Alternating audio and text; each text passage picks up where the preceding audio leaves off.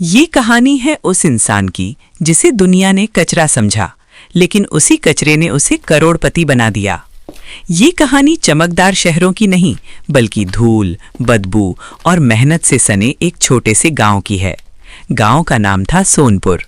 सोनपुर नक्शे में कहीं दर्ज नहीं था, लेकिन गरीबी यहाँ हर घर में दर्ज थी। इसी गांव के किनारे कचरे के पहाड़ के पास एक टूटी झोपड़ी थी। उस झोपड़ी में रहता था रामू। रामू की उम्र कोई 25 साल रही होगी, लेकिन चेहरे पर उम्र से ज्यादा थकान थी।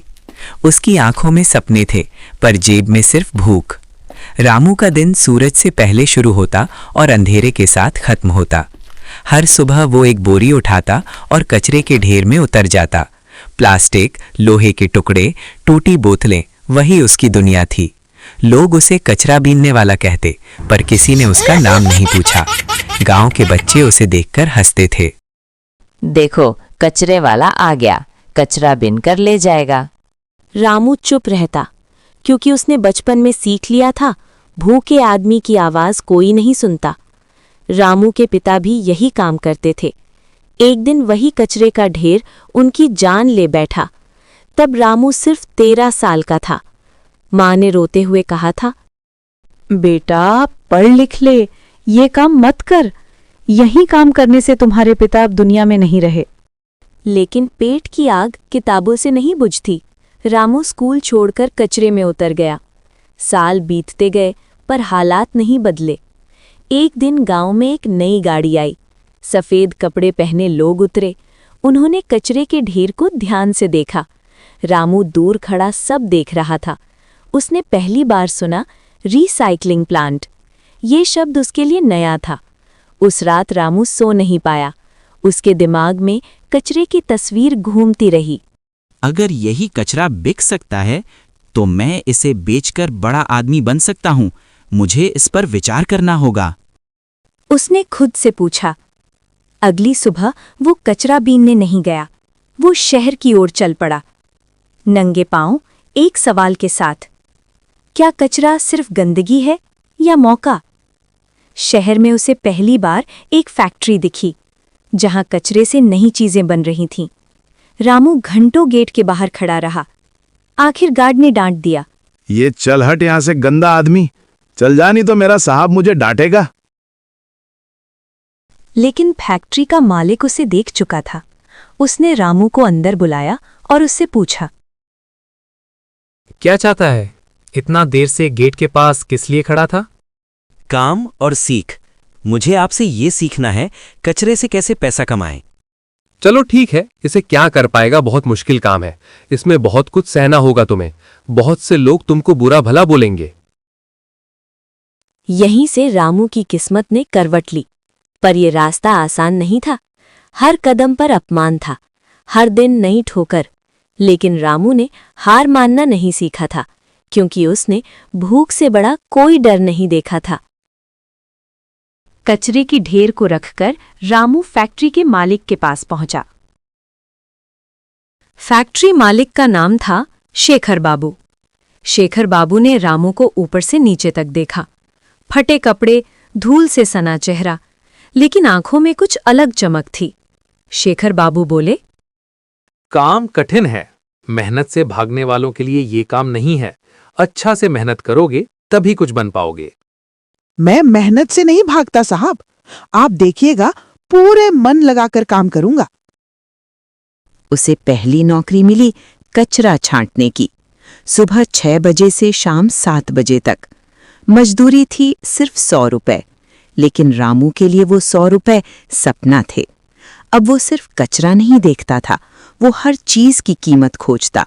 प्लास्टिक के अलग अलग प्रकार, लोहे और एल्यूमिनियम का फर्क, कागज किस तरह दोबारा जन्म लेता है। हर दिन वो कुछ नया सीखता। रात को झोपड़ी में दिए की रोशनी में नोट बनाता। लोग हंसते थे। कचरे से क्या पढ़ाई करेगा, पूरा पागल हो गया है ये लड़का। एक दिन मशीन खराब हो गई। सब मजदूर पीछे हट गए। रामू आगे बढ़ा। उसने ध्यान से मशीन देखी और एक छोटा सा पेच कस दिया। मशीन चल पड़ी। शेखर बाबू चौंक गए। तूने ये कैसे जाना? वाह रामू, तुमने तो एक ही बार में मशीन चालू कर दिया। कचरे में भी चीजें जुड़ी होती हैं साहब, उसी से मालूम चल जाता है। वाकई में तुम बहुत समझदार हो। चलो, आज तुम्हारी दिहाड़ी 100 से 150 कर दिया। क्यों रामू, खुश हो? अब उसे 150 रुपए मिलने लगे, लेकिन उसका सपना और बड़ा हो गया। उसने सोचना शुरू किया, अगर मैं खुद कचरा इकट्ठा करूं, अगर खुद छांटूं, तो फायदा मेरा होगा। जल्द ही मेरे पास पैसा पहले से ज्यादा होने लगेगा। एक रात उसने माँ से कहा, अम्मा, मैं अपना काम शुरू करना चाहता हूँ। ऐसे कब तक दूसरे के पास काम करूंगा? बेटा, ये दुनिया गरीब को कुचल देती है। सोच समझ कर कुछ करना। अम्मा, मैं पहले ही कुचला हुआ हूँ, और कोई मुझे क्या कुचलेगा? उसने 3 महीने की मजदूरी बचाई। कुल जमा हुए 3,500 रुपए। उस पैसों से उसने 2 बोरी खरीदी और एक पुरानी साइकिल। अब वो शाम को शहर की गलियों में घूमता, लोगों से कचरा खरीदता, थोड़े पैसों में पर सम्मान से। धीरे धीरे लोग उसे पहचानने लगे। कचरे वाला रामू ईमानदार है, लेकिन सबको ये अच्छा नहीं लगा। पुराने कबाड़ी जलने लगे, उन्होंने भाव गिरा दिए। रामू को नुकसान होने लगा। एक दिन उसका सारा कचरा खराब हो गया। बारिश में भीगकर रामू सड़क पर बैठ गया। पहली बार उसकी आंखों में आंसू थे। उसी पल शेखल बाबू आए। उन्होंने सब देखा। हार मत मान रामू, कचरे में गिरना आसान है, उठना मुश्किल। सुनो, मैं एक सलाह दे रहा हूं तुमको। सीधे माल मत बेच, पहले उसे साफ कर, कीमत बढ़ेगी। कुछ अलग कर, फिर देख चमत्कार। यही सलाह रामू के लिए वरदान बनी। उसने धोने, सुखाने, अलग करने का काम शुरू किया। अब वही कचरा दुगने दाम में बिकने लगा। रामू की आंखों में नया सपना था, लेकिन ये तो सिर्फ शुरुआत थी। अब रामू का नाम शहर में धीरे धीरे फैलने लगा था। लोग उसे कहते, देखो, रामू जा रहा है। रामू अब साइकिल से नहीं, बल्कि उसने अपने लिए एक नया ठेला बनवा लिया। एक दिन रामू को एक बड़ा व्यापारी ने देखा तो अपने पास बुलाया।